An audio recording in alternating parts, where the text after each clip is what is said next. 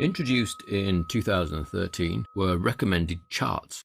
Recommended charts allows you to take some data and be offered a number of recommendations for a new chart. So there are a couple of ways of accessing the recommended charts option. First is to highlight the data we would like to chart. Up pops the quick analysis icon. We can give that a click and we have an option to access formatting, charts, totals, tables, sparklines. Well, we want charts.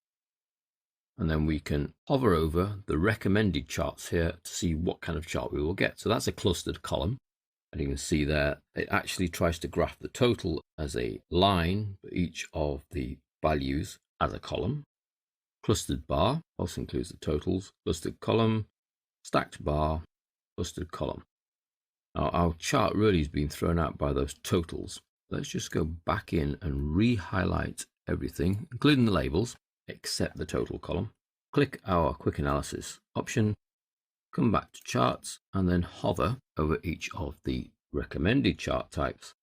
And you'll see that now, without the totals in place, the chart isn't so skewed. Stacked bars, clustered column, different color style. And then there is even more charts, which will take us into a further dialog box. So these are the recommended ones. Once I find one that I quite like, perhaps that one, I can choose that and I'll get my chart, which I can then move around and customize further using the chart customization options. If I don't want it anymore, let's delete. Now, another way of accessing the recommended charts is to go to the insert ribbon, choose the recommended charts, and we'll get a separate dialog box. Now you can see that these charts are the same ones that appeared in the quick analysis options. There's no different, you're still getting recommended the same chart types. If none of the recommendations work for you, you can then go into all charts. Effectively, even in here, you're getting a preview of the chart type. So stacked column, 3D clustered, 3D stacked, 3D 100% stacked, 3D column. You can see you can hover for it to zoom even further in. Or you can choose a line. Again, go through each of the options, a pie, go through each of the options. Bar, area, XY, stock, surface, radar, and combo. Not all of these, like radar and surface, stock, would make sense with all data types. But certainly column, line, pie, and bar work well with any amount of data really. The recommended ones are here, and these are just quick charts. Quick and easy, I'll have that one, thank you. And off we go. Just delete that. Now there is an option to get a chart even faster than the recommended chart way.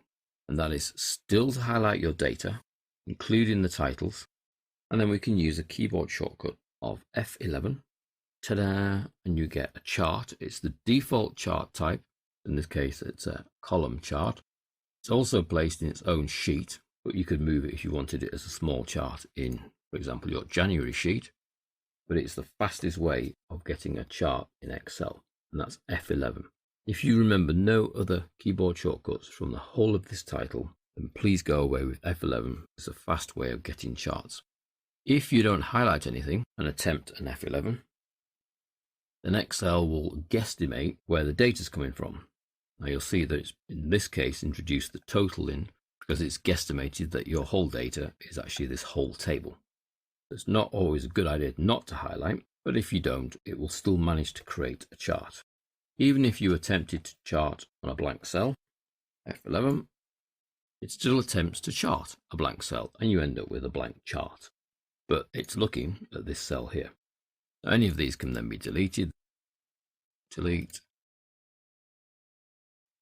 delete, and you just retain the one that you want. That's recommended charts, which will give you a choice of charts to choose from, or the keyboard shortcut F11 for the quickest chart you could ever wish to create.